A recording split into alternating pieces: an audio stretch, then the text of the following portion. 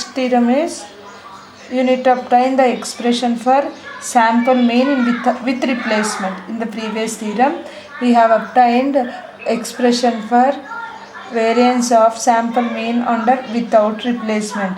Here we are going to discuss the same under with replacement. So the proof is quite different, whereas in without replacement it's a very lengthy one involving different steps, but it's very simple one.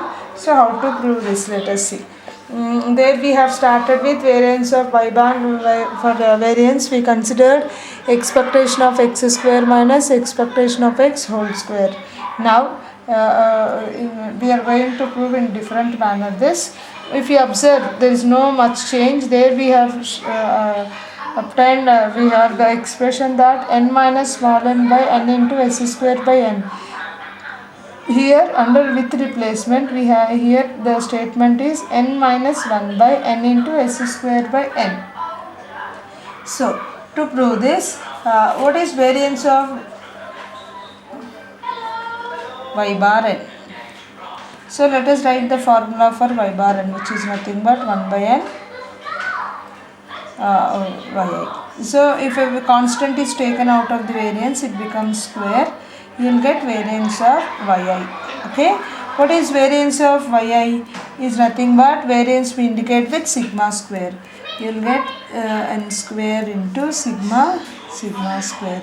This is 1 by n square into n into sigma square. As sigma square is independent of I, you will get this as sigma square by n. So you got variance of y bar n is equal to sigma square by n. So, but actually you need to prove that variance of y bar n is equal to n minus n by n into s square by n. So it should involve s square instead of sigma square. So this is, let us consider this is the basic expression here. But now try to establish relation between sigma square and s square. What is the formula for s square? 1 by n sigma yi minus y bar n whole square. What is the formula for sigma square? 1 by n sigma yi minus y bar n whole square. So if you cross multiply these two here, you will get n minus 1 into s square is equal to sigma yi minus y bar n whole square. Similarly, if you cross multiply here from the second one, we will get n sigma square is equal to sigma yi minus y bar n whole square. I think these two quantities are same. So the corresponding LHS also should be the same. So as these two are equal, you can write n minus 1 into s square is equal to n sigma square. Or otherwise, sigma square is equal to n minus n by n into s square. So you have variance of y bar n is equal to sigma square by n. So as you need to write s square instead of sigma square, using this convention, sigma square can be replaced with n minus 1 into s square by, we are writing sigma in place of sigma square, we are writing this expression into 1 by n. So this can also be written as n minus 1 by n into s square by n. This is what we need to prove under with replacement.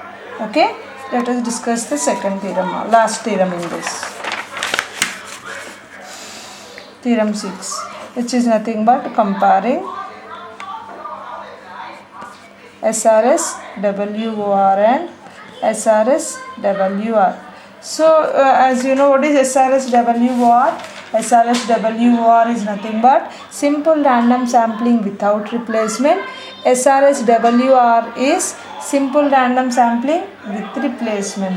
So if you want to compare, or if you want to know that which technique is more efficient, we should compare their variances.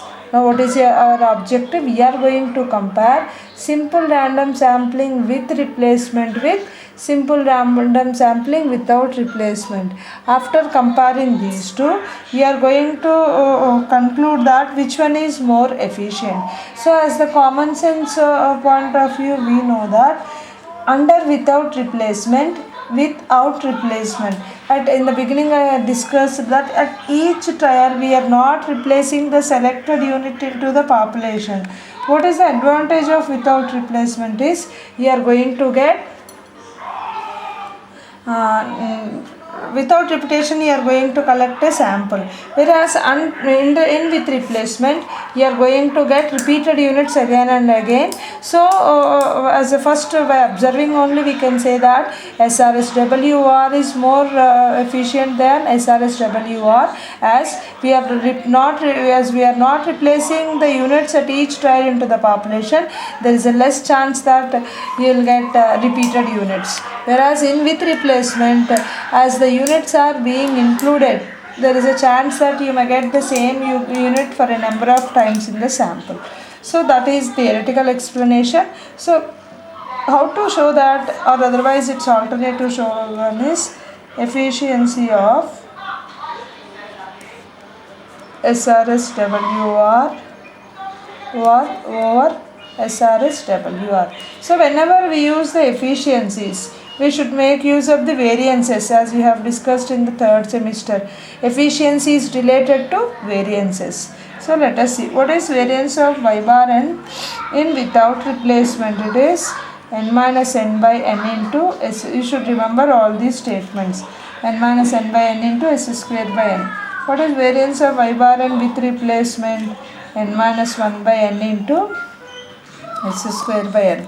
Now let us take when do you call a particular estimate is efficient estimator? Whenever its variance is minimum when compared to any other estimator, we call that particular estimator as the efficient one. So efficiency is related to variance. So if you want to compare the techniques, you should know the variances of both WR and WR. So let us take the difference of variance of WR minus variance of y bar n WR, which is equal to n minus n by n into s square by n minus n minus n by s square by n. I think we can take out s square by n and n as the common factors from these two. You will get n minus n plus 1. Here you got s square by n into 1 minus n. Now let us judge the nature of means whether it is a positive quantity or negative quantity. As s square is a positive quantity, numerator is positive.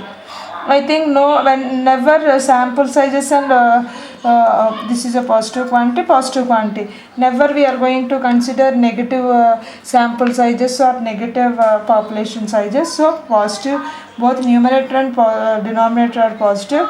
As a result, entire fraction is positive. Now when compared to the quantity within the brackets, what is n always? N is nothing but sample size. I think never we are going to consider, whenever we consider, the sample size always starts with 10. A sample of at least 5. A sample of 5 students are selected. A sample of 10 units are selected. But never we are going to consider 2, 3 or even 1 unit. It doesn't mean a sample at all. So always n is greater than or equal to 5. So as a result, 1 minus n is going to be less than 0. So within the brackets you are going to, as n is greater than 1 means greater than 5 means clearly greater than 1. So this the quantity within the brackets is always going to be positive. So positive quantity into negative quantity.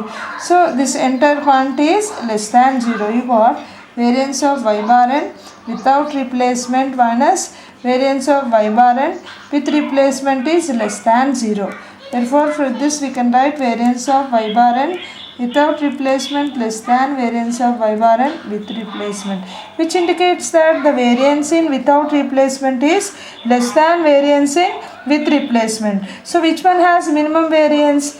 Which one has minimum variance? The variance under without replacement has minimum variance. So without replacement is more efficient than any other, say, with replacement.